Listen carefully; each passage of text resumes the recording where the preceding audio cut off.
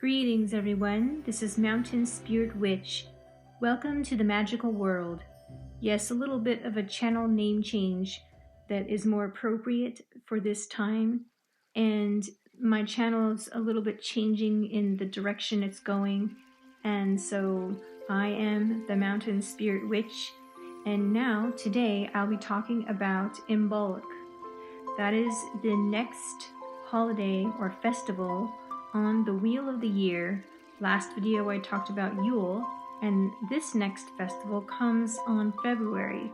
So Imbolc is on or around the 1st of February in the Northern Hemisphere and the 1st of August in the Southern. Imbolc is often seen as the first of 3 spring festivals. It is hard to sometimes think of spring in what feels like the depths of winter, but if we look at the ground, we can see the first shoots of green beginning to reach towards the sun. Imbolc can be celebrated on either the 1st or 2nd of February, or more naturally when the snowdrops cover the ground. And here's a little kind of poem. Imbolc by Dum the Bard.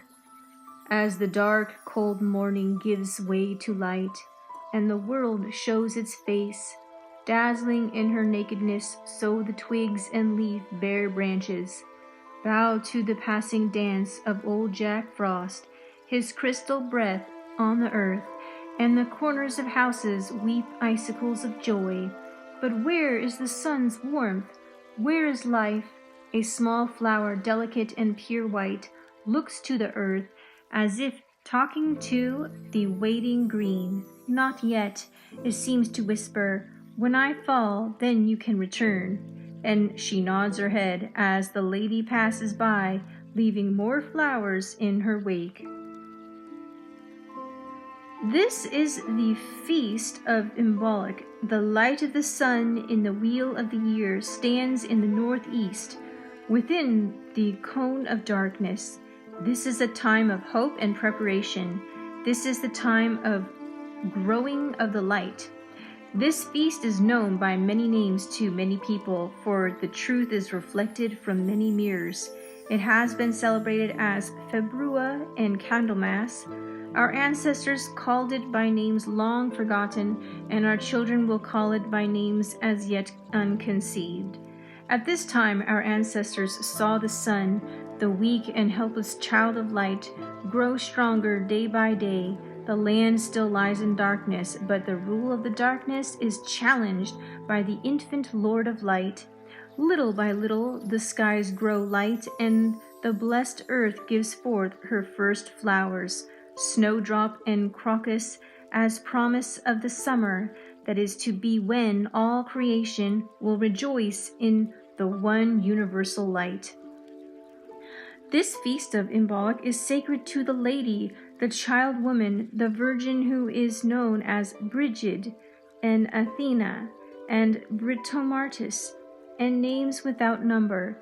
She it was who brought forth the child of light out of the darkness in the darkest of the dark days. She it is who has nurtured the child and now brings him forth as the new hope. She it is who prepared the sleeping earth to bring forth her bounty in the summer, which even here has its first beginnings.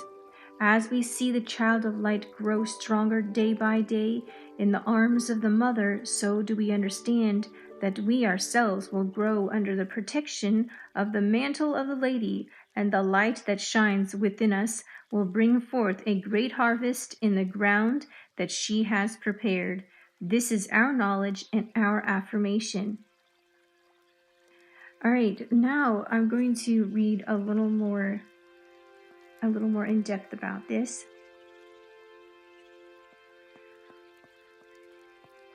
Okay, here it goes. As inhabitants of this earth, we are at the mercy of the seasons. From harvesting foods to tending the livestock, the weather and hours of sunlight determine how and when we conduct ourselves to survive. And while modern practices such as greenhouses, factory farming, and hydroponics create conditions less dependent on temperatures, the need to agriculturally align ourselves with the divisions of our calendar year remains necessary. Think back to a time when there were no indoor options for gardening and animal husbandry. The cycles of the seasons were observed, obeyed, and most importantly, celebrated. The 4 major solar events of winter, spring, summer, and autumn, also known as quarter days, are anticipated by each halfway point between them. The cross-quarter days of Imbolc, Beltane, Lughnasadh, and Samhain. A little more on those later.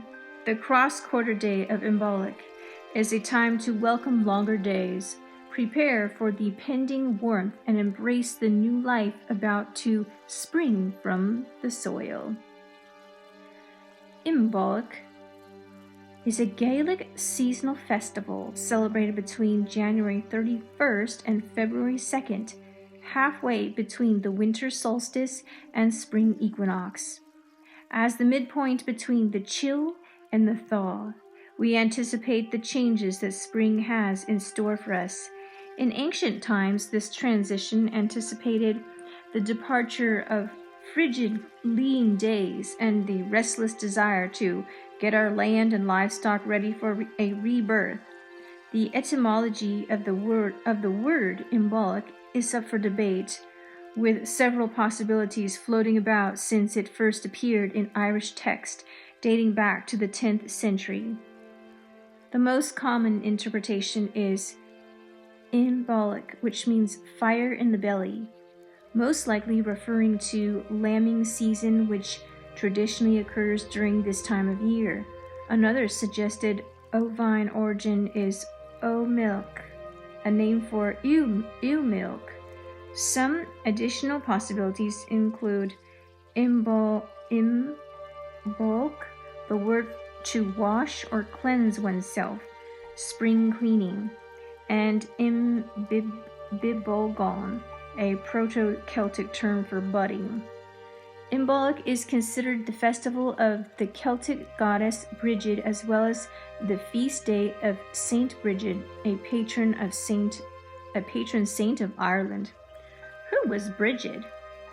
In pre-Christian Gaelic Ireland, an extraordinary race called the Tuatha De Danann is depicted in Irish mythology.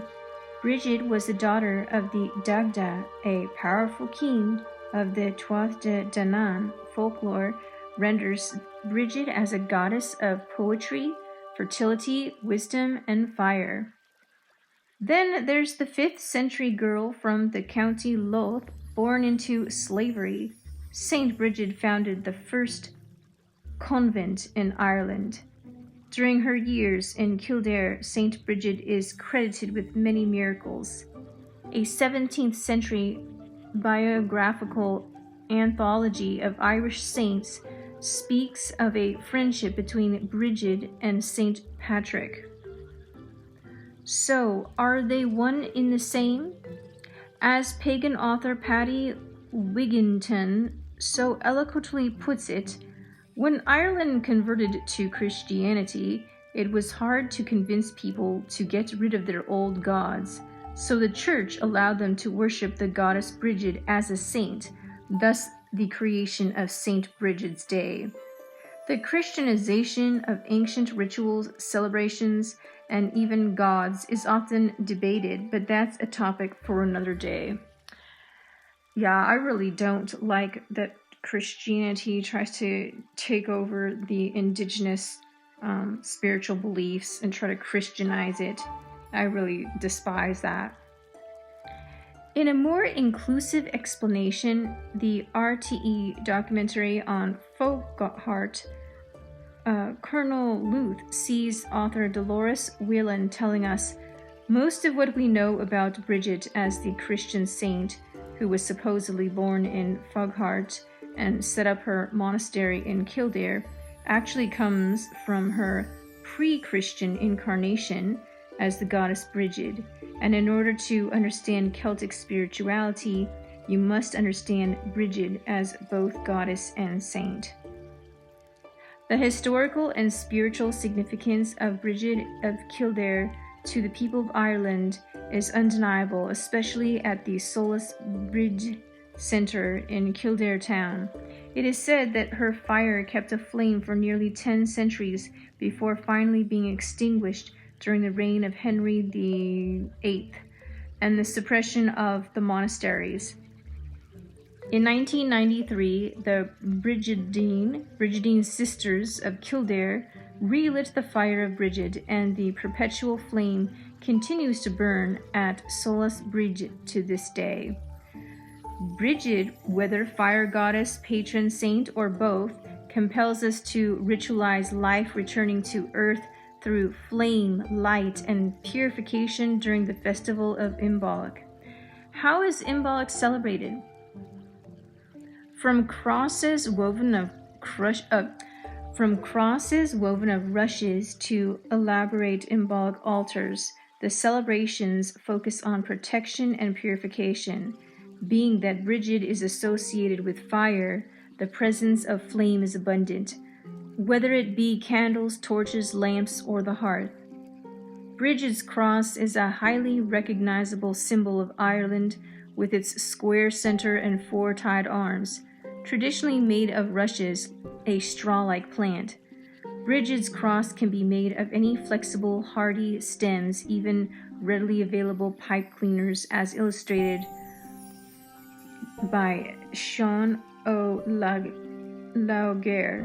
Considered the keeper of the perpetual flame, Brigid is honored through this ritual. A finished cross is often hung over doorways to protect homes from evil, and it is believed that Saint Brigid fashioned a cross with the rushes from a dying man's floor, bringing him comfort and religious conversion before his death. Another custom finds the creation of a doll-like figure called a Bridgeog, made in the image of Brigid. A group of females, young and old, would walk from home to home with their cherished symbolic guest, allowing the community to accept her protection and offer her food and clothing. A celebration of the land and its surroundings is also a suggested observance. During his outdoor Imbolc festival, Michael Conneely of the Druid Forest School believes in honoring spirits in the earth, the trees, and in the surrounding rocks and waters. And don't forget the candles, lots and lots of candles. The most common practice of an Imbolc ceremony is erecting an altar by which to meditate, prepare for the purifying change in season, and receive the protection of Brigid. The colors of the altar are carefully chosen to symbolize the festival and often include white for snow, yellow for sun, red for fire, and green for earth. Flowers or buds are featured to signify new life on its way. From vegetation to lands to daylight. The similarities between Imbolc and other seasonal occurrences are evident. A great Gaelic legend speaks of the divine old Cailleach, who would gather her firewood for the remaining days of winter. As a weather deity, Cailleach would make February 1st sunny enough to get together plenty of firewood under the bright skies. If the day was inclement, it was believed she was asleep and not in need of more wood, hence winter was coming to an end. Another connected celebration of Imbolc is Candlemas, celebrated on February 2nd, 40 days after Christmas. This feast of the presentation of the infant Jesus Christ to the temple also commemorates the purification his mother Mary. According to Mosaic law, a woman is unclean after giving birth to a son and must go through 40 days of purification. I really don't appreciate the Christianity, the Christian ways of taking over this festival and putting in their symbolism. I appreciate more of the ancient ways. You know, the idea of worshiping the goddess Brigid. Why this has to be about infant Jesus Christ? It seems to me it should have nothing to do with infant Jesus Christ. So, yeah, I'm just not really for that aspect of it. But this is the rundown of Imbolc and what it symbolizes. So it's really basically symbolizing that the spring is coming, that the sun is going to be becoming warmer, that there's going to be more light hours of the day. And so it's just, a preparation of spring.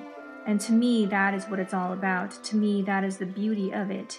It's the recognition of the glory and power of the sun and how it's going to be coming back, the light, and to honor, the fertility goddess and the earth goddess and any of the gods and goddesses. I think it's beautiful in that sense. So I will just stop there, and thanks for listening, everyone, and you all have a beautiful day.